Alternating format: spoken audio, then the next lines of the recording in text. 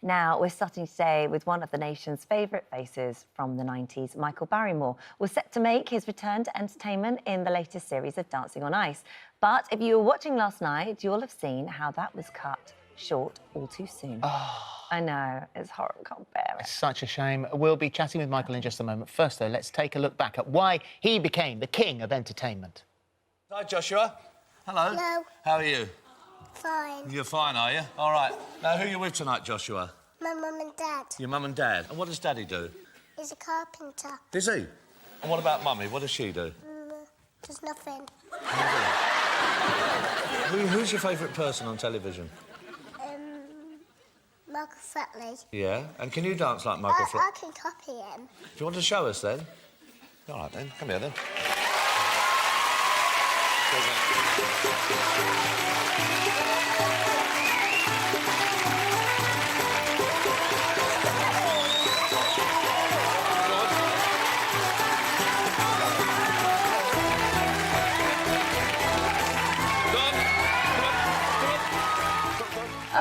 I mean, he was so sweet, but you were just so good at that. Yeah, I just love... that interaction, it seemed so naturally to you. It was a great programme to make, and I never met them before until I went on, so there was no...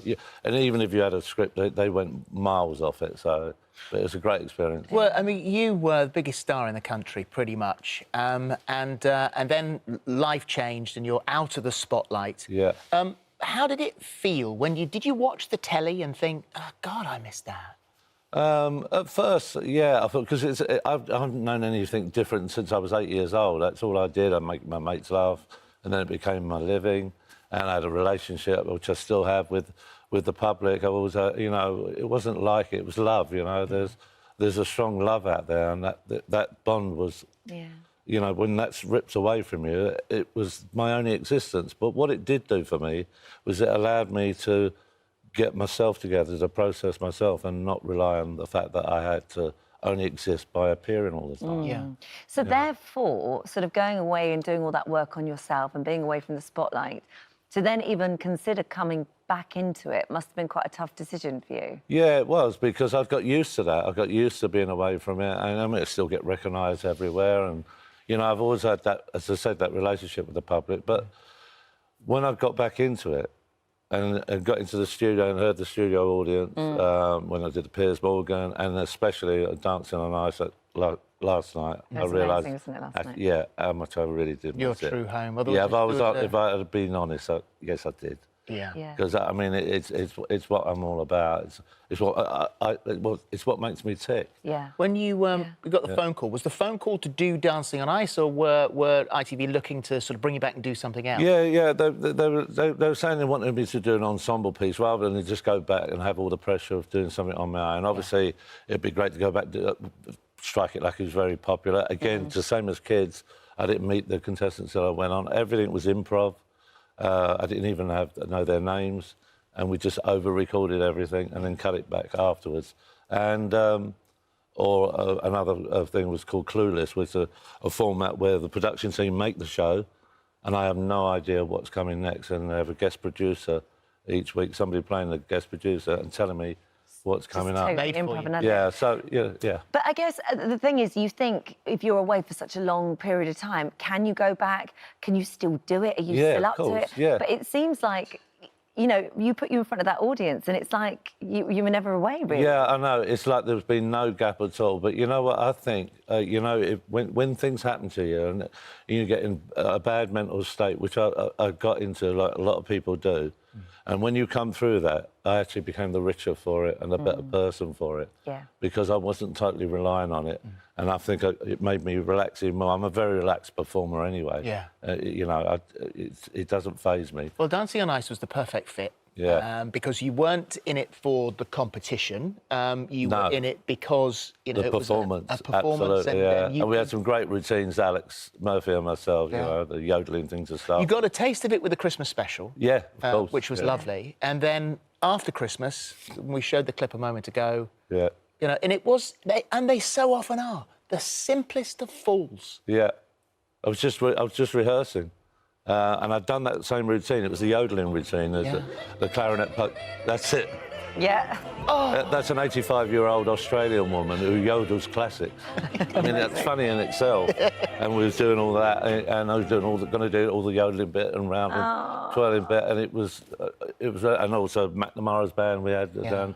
Climb every mountain where I wanted to... I feel like we've been cheated. Yeah. We So have. unfair. When we got the phone call, both of us got the phone call to say Michael's out. Yeah. We were both so broken-hearted, not just for the show, but for you and for Alex. And when we showed the VT of you being told that you couldn't skate, how did you feel at that moment? Because I think you just said, "All right, that was short-lived." Yeah, I didn't know how to react because it just came out of nowhere. I went in there thinking I was just really heavy sprain. It was all puffed up. And then she went, "No, you can't skate on that." And it just in a second, like everything that happens in a heartbeat, can just change. It changes. Are you a superstitious man? Because this happened on Friday the 13th. I didn't realise at the time it was Friday. I am now. I bet. I'm not doing anything on Friday the 13th. No, I don't get what the job is. How good if it's meeting the Queen, I'm going to cancel. It doesn't, as I just said then, it doesn't just affect you. And you had such a lovely bond with Alex. It had worked so perfectly well. Brilliant. Yeah. She was heartbroken as well. She's got a little message. Yeah, and oh, really? Yeah. Oh, wow. Michael, I'm so upset that you're not here with me tonight. I miss you so much, and the class of Dancing on Ice 2020 is just not the same without you here. I just loved every single minute that I got to spend with you. I'm so grateful to have been your partner, and we'll have to go for a skate another time. We'll just have to hop on one of those public sessions, and I can't wait to see you soon. So, have a good time on this morning, and bye, Holly and Phil. See you later, Alex. She's great, isn't She is so cool. She is so good. She worked so hard. I mean, I was up 4 o'clock some mornings because you got to be on before the public get on. Yeah. You know, and I never missed one. I mean, you know, I'm very disciplined with my work, you know, always have been. And I loved every single second, and it was an amazing experience. And even last night, you know, when you said, you know, you were heartbroken. Yeah. You know, some people say it and you go, oh, it's theatrical. Yeah. I didn't feel that. I felt it was really genuine. So thank you for that. Oh, you will be missed. Yeah. Not at all.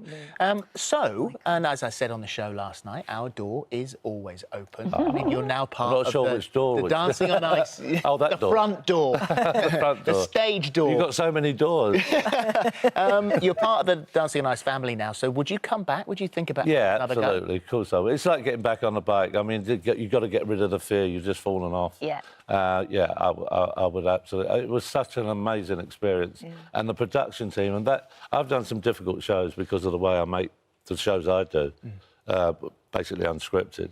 But that was the hardest show I've ever done, and possibly to date the most enjoyable. And I've done some stuff I've been very proud of. It's a lovely team. Yeah, It really is. I was fitter and everything, you know. Well, keep it up. Keep it up, all that fitness.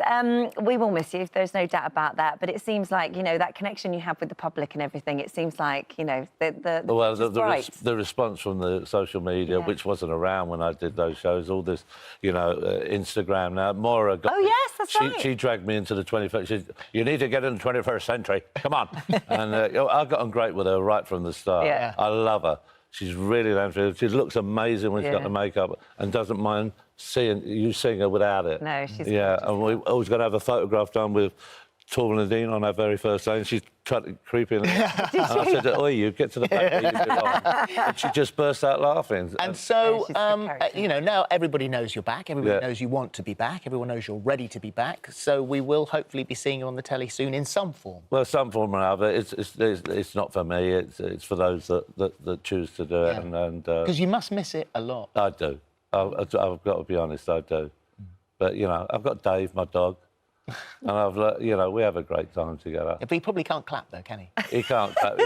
Well, I work out routines that I think I'm going to do at home, and he just watches me and just... Nothing. You need a better audience. Yeah, of for course sure. I do, Yeah, it's time. It's time. Thank you, Thank you. Mike. Lovely to see you. Thank you. Come see us at the that Once it? Again. Sadly. That's Oh, You can even with an extra half hour.